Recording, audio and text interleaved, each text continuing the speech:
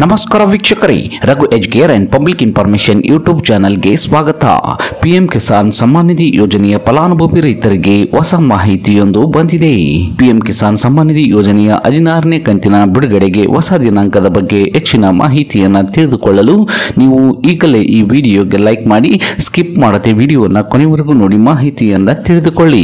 ಅದಕ್ಕೂ ಮುಂಚೆ ನೀವು ನಮ್ಮ ಚಾನಲ್ ಅನ್ನು ಫಸ್ಟ್ ಟೈಮ್ ನೋಡುತ್ತಿದ್ದು ಇದುವರೆಗೂ ನಮ್ಮ ಚಾನಲ್ಗೆ ಸಬ್ಸ್ಕ್ರೈಬರ್ ಆಗಿರದಿದ್ದರೆ ಈಗಲೇ ಕೆಂಪು ಅಕ್ಷರದಲ್ಲಿರುವ ಸಬ್ಸ್ಕ್ರೈಬ್ ಪದದ ಮೇಲೆ ಕ್ಲಿಕ್ ಮಾಡಿ, ಪಕ್ಕದಲ್ಲಿ ಬರುವ ಬೆಲ್ ಬಟನ್ ಅನ್ನು ಒತ್ತಿ ಆಲ್ ಅಂತ ಸೆಲೆಕ್ಟ್ ಮಾಡಿಕೊಳ್ಳಿ.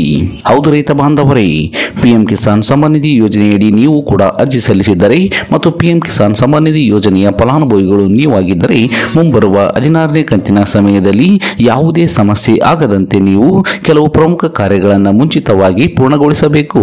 ಆಗ ಮಾತ್ರ ನಿಮಗೆ 16ನೇ ಕಂತಿನ ಹಣವು ಯಾವುದೇ ಅಡೆತಡೆ ಇಲ್ಲದೆ ನಿಮ್ಮ ಖಾತೆಗೆ ನೇರವಾಗಿ ಜಮಾ ಆಗುತ್ತದೆ. ಹೌದು, ನೀವು ನಿಮ್ಮ ಇಕೆವೈಸಿಯನ್ನು ಪೂರ್ಣಗೊಳಿಸುವುದು ಮೊದಲು ಮತ್ತು ಅತ್ಯಂತ ಪ್ರಮುಖವಾದ ಕಾರ್ಯವಾಗಿದೆ. ನಿಮ್ಮ ಹತ್ತಿರದ ಸಿಎಸ್ಸಿ ಕೇಂದ್ರ, ಬ್ಯಾಂಕ್, ಪಿಎಂ ಕಿಸಾನ್ ಸಮ್ಮಾನ್ ನಿಧಿ ಯೋಜನೆಯ ಅಧಿಕೃತ ಪೋರ್ಟಲ್ಗೆ ಭೇಟಿ ನೀಡುವ ಮೂಲಕ ನೀವು ಅದನ್ನು ಪೂರ್ಣಗೊಳಿಸಬಹುದು ಎಂದು ಹೇಳಲಾಗಿದೆ.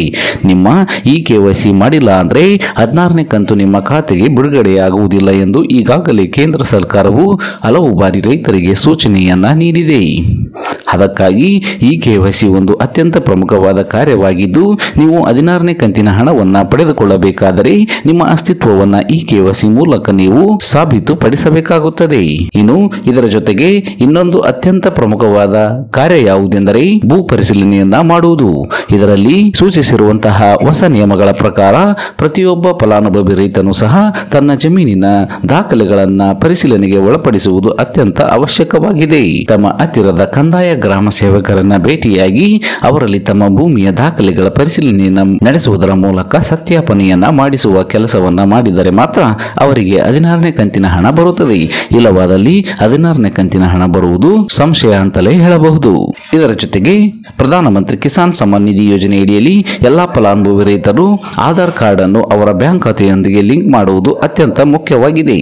ಇದು ಮಾಡದಿದ್ದರೆ ನಿಮಗೆ ಕಂತಿನ ಹಣ ಬರುವುದಿಲ್ಲ. ಏಕೆಂದರೆ NPCI ಲಿಂಕ್ ಆದಂತಹ ಅಕೌಂಟ್ಗಳಿಗೆ ಮಾತ್ರ DBT ವ್ಯವಸ್ಥೆಯ ಮೂಲಕ ಹಣ ನೇರವಾಗಿ ಅವರ ಖಾತೆಗೆ ವರ್ಗಾವಣೆ ಆಗುತ್ತದೆ. ಆಧಾರ್ ಸಂಖ್ಯೆಯನ್ನು ಆಧಾರವಾಗಿ ಇಟ್ಟುಕೊಂಡು ಹಣವನ್ನು ಟ್ರಾನ್ಸ್ಫರ್ ಮಾಡುವುದರಿಂದ ನಿಮ್ಮ ಖಾತೆಗೆ ಆಧಾರ್ ಸಂಖ್ಯೆ ಲಿಂಕ್ ಆಗದೇ ಇದ್ದರೆ ನಿಮ್ಮ ಖಾತೆಗೆ ಪಿಎಂ ಕಿಸಾನ್ ಸಮ್ಮಾನ್ ನಿಧಿ ಯೋಜನೆಯ ಕಂತಿನ ಹಣ ಬಂದು ಬೀಳುವುದಿಲ್ಲ. ಹಾಗಾಗಿ ನಿಮ್ಮ ಬ್ಯಾಂಕ್ ಖಾತೆಗೆ ಆಧಾರ್ ಸಂಖ್ಯೆಯನ್ನು ಲಿಂಕ್ ಮಾಡುವುದನ್ನು ಸಹ ಕಡ್ಡಾಯಗೊಳಿಸಲಾಗಿದೆ. ಕೇಂದ್ರ ಸರ್ಕಾರ ಇದುವರೆಗೂ 15 ಕಂತುಗಳನ್ನು ರೈತರಿಗೆ ಬಿಡುಗಡೆ ಮಾಡಿದ್ದು, ಈಗ 16ನೇ ಕಂತಿನ ಹಣಕ್ಕಾಗಿ ರೈತರು ಕಾಯುತ್ತಿದ್ದಾರೆ. ಈ ಕಂತಿನ ಹಣ ಯಾವಾಗ ವರ್ಗಾವಣೆ ಆಗುತ್ತದೆ ಎಂಬ ಬಗ್ಗೆ ಇನ್ನೂ ಅಧಿಕೃತ ಪ್ರಕಟಣೆ ಬಂದಿಲ್ಲ.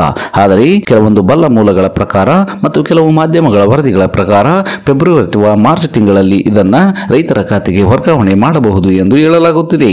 ಬಲ್ಲ ಮೂಲಗಳ ಪ್ರಕಾರ ಮತ್ತು ಚುನಾವಣೆಯ ನೀತಿ ಸಂಹಿತೆ ಘೋಷಣೆಯಾಗುವ ಸಾಧ್ಯತೆ ಇರುವುದರಿಂದ ಫೆಬ್ರವರಿ ಕೊನೆಯ ವಾರದಲ್ಲಿ ಪಿಎಂ ಕಿಸಾನ್ ಸಮ್ಮಾನ್ ನಿಧಿ ಯೋಜನೆಯ 16ನೇ ಕಂತಿನ ಹಣ ರೈತರ ಖಾತೆಗೆ ವರ್ಗಾವಣೆ ಆಗಲಿದೆ ಎಂದು ಹೇಳಲಾಗುತ್ತಿದೆ. ಇನ್ನು ಇದರ ಜೊತೆಗೆ 15ನೇ ಕಂತಿನ ಹಣ ಬಂದಿಲ್ಲ ಎಂದು ಚಿಂತಿತರಾಗಿರುವಂತಹ ರೈತರಿಗೆ ಸಿಹಿ ಸುದ್ದಿಯೊಂದು ಬಂದಿದ್ದು, ನೀವು ಯಾವ ಕಾರಣದಿಂದಾಗಿ 15ನೇ ಕಂತಿನಿಂದ ವಂಚಿತರಾಗಿದ್ದೀರಿ ಎನ್ನುವುದನ್ನು ಪರಿಶೀಲಿಸಿಕೊಂಡ ನಂತರ ಅದನ್ನು ಸರಿಪಡಿಸಿಕೊಂಡಲ್ಲಿ ನಿಮಗೆ 16ನೇ ಕಂತಿನ ಹಣದ ಜೊತೆಗೆ 15ನೇ ಕಂತಿನ ಹಣವನ್ನು ಸಹ ನಿಮ್ಮ ಬ್ಯಾಂಕ್ ಖಾತೆಗೆ ವರ್ಗಾವಣೆ ಮಾಡಲಿದ್ದಾರೆ. ಹೀಗಾಗಿ ಯಾವ ರೈತರು 15ನೇ ಕಂತಿನಿಂದ ವಂಚಿತ ರಾಗಿದ್ದು ಮತ್ತು ಅದನ್ನ ಇದೀಗ ಸರಿಪಡಿಸಿಕೊಂಡಲ್ಲಿ ಅವರಿಗೆ 16ನೇ ಕಂತಿನ 2,000 ರೂಪಾಯಿ ಮತ್ತು 15ನೇ ಕಂತಿನ 2,000 ರೂಪಾಯಿ ಸೇರಿ ಒಟ್ಟಿಗೆ 4,000 ರೂಪಾಯಿ ಅವರ ಬ್ಯಾಂಕ್ ಖಾತೆಗೆ ಜಮಾ ಆಗಲಿದೆ.